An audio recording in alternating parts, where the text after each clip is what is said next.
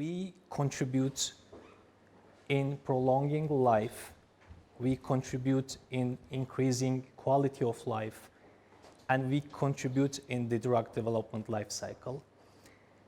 And we, as a company, we have been doing this since 2012, and we work with de-identified electronic health records, and we leverage this data for patient recruitment, for site feasibility, and now for real-world evidence, which I will mention in the upcoming slides.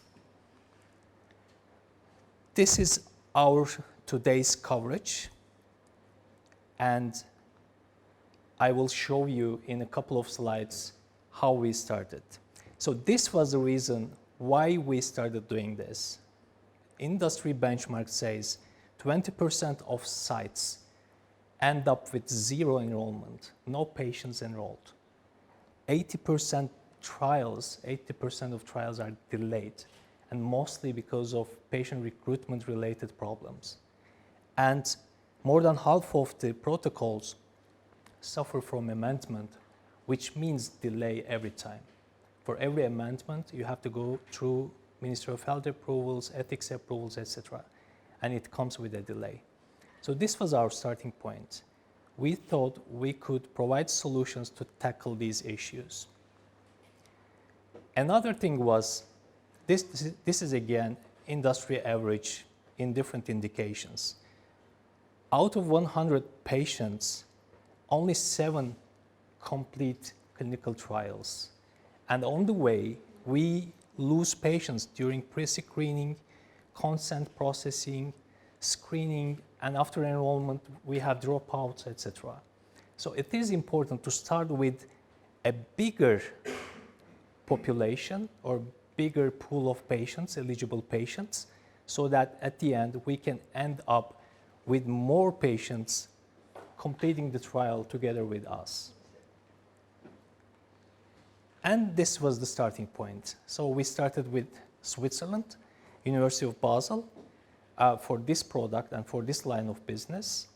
And then I met these guys in 2012 in Turkey, and we started commercially piloting the initiative in Turkey.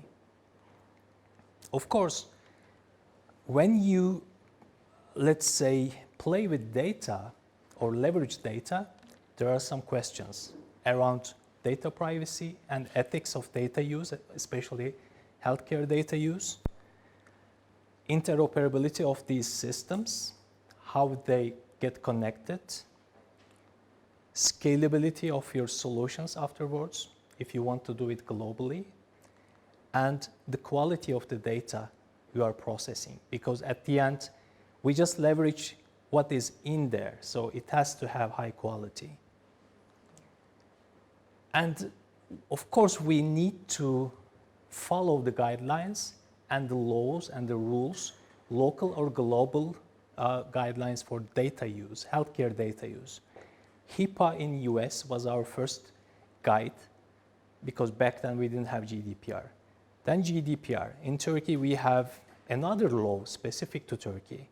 In some countries like South Africa, they have another one. In Middle East, they have different rules. So you have to honor, or you have to follow these rules, and you have to be compliant with all the local and international rules if you want to leverage healthcare data. And we started with privacy by design principle, and I will show you how we tackle privacy-related issues. Interoperability. So when you develop such kind of systems, you meet different hospitals. Some of them have legacy systems, very old systems. They just query yesterday. They want to see patients who visited their hospital, push the button, and it's frozen. Or they have state-of-the-art solutions, cloud-based solutions. So it depends from hospital to hospital, from country to country. So you have to be compatible with these different types of systems, and you have to have an interoperable system that can easily connect with these systems. And if you want to leverage the data for your purposes, like for clinical trials, for real-world evidence, then you have to have longitudinal disease progression. Not only a single visit of a patient, but you have to combine it with the medical history of the patient, if possible, of course. You should have medications, historical medications, vitals, doctor notes, etc., to process together. And of course, if you are working in different countries, they have different coding standards. Even sometimes within the same country, different hospitals might have different coding standards. Diagnosis, medications, procedures. You have to have a very advanced ontology management to be able to operate in 20, 30, 40 countries. Then during the implementation, what we faced so far, the IT's priorities were not in line with the clinical department's priorities. So you have to fight to prioritize your project to get implemented as fast as possible. Then they might change their hospital system in 2 months, or they might say, okay, we are about to change it, just wait 6 months, 8 months. So you have to tackle these kind of issues if you can, or you have to wait. And management changes. A rector of a university might want to work with you, or a director of a hospital. Then in 6 months he might be away, some new person comes in, he doesn't want to continue this, etc., or vice versa. So we also had to manage the gap between the management and the clinical staff, because they have different perspectives and different visions, different priorities. Management wants to make money for the hospital, clinical staff want to make research, etc. So we had to balance this. We had to be the intermediary body here in between these two roles, let's say. And also, we have to put a server at the hospitals. We could ship it from Switzerland or from other countries, but then in some countries we have customs clearance problems, like in Turkey. We had to wait like 3 months for the server to drop into the hospital. So you have to take care of these kind of procurements, their maintenance, etc. afterwards. And coming back to the privacy and the integration piece, you have to have different integration standards to make it really fast and easy, both for yourself and for the hospital technical people. And you have to have only the identified patient data on your system, which is compliant with GDPR, and it should be staying within the hospital borders. The data should stay there, and the data should not be moved away from the hospital. And it's possible to query the data from a cloud, even cross-border. Then the scalability. So if you have hundreds of hospitals connected to your system, within seconds or less than a minute, the installations, federated installations, should get back to you with answers. If I'm searching for a patient suffering from diabetes, having glucose level over something, hospitalized within the last 6 months, I should get this immediately. I don't have to wait. I mustn't wait, minutes or hours to get this result.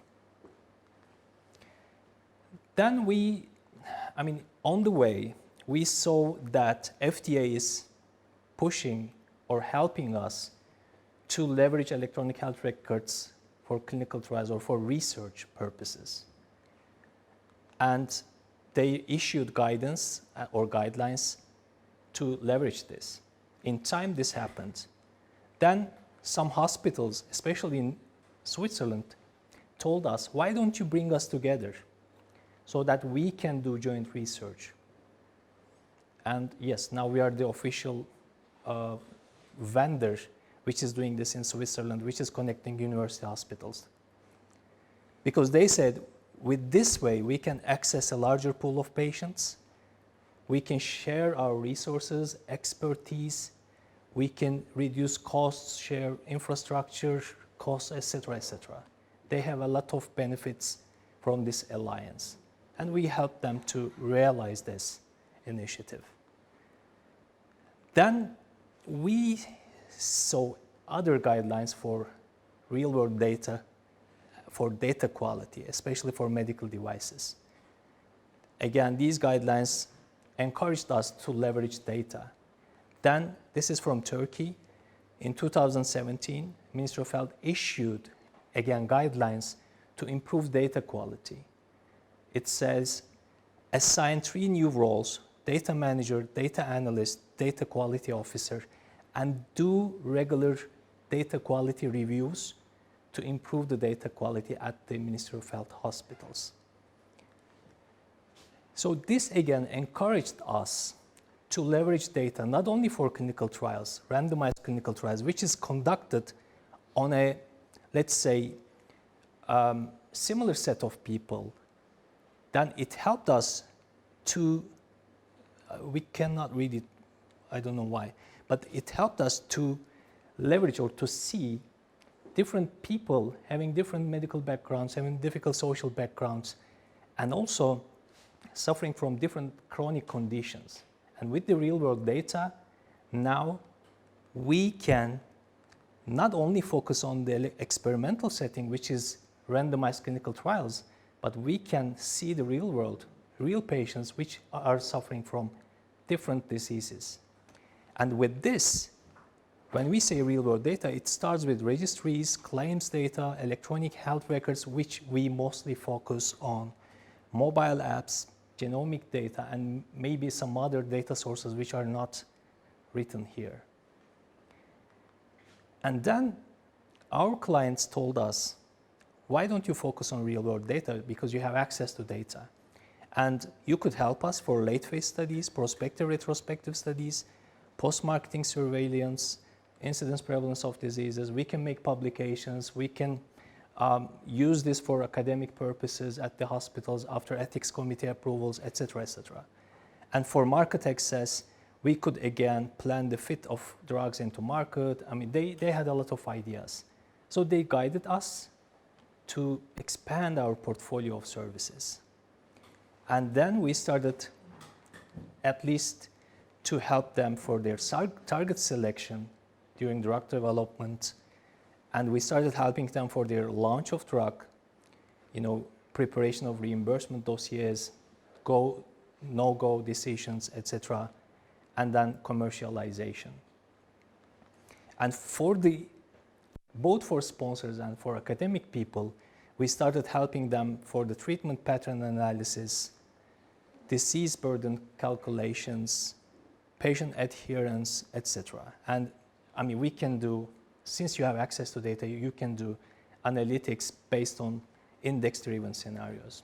And pretty much you can answer most of the questions coming from the sponsors.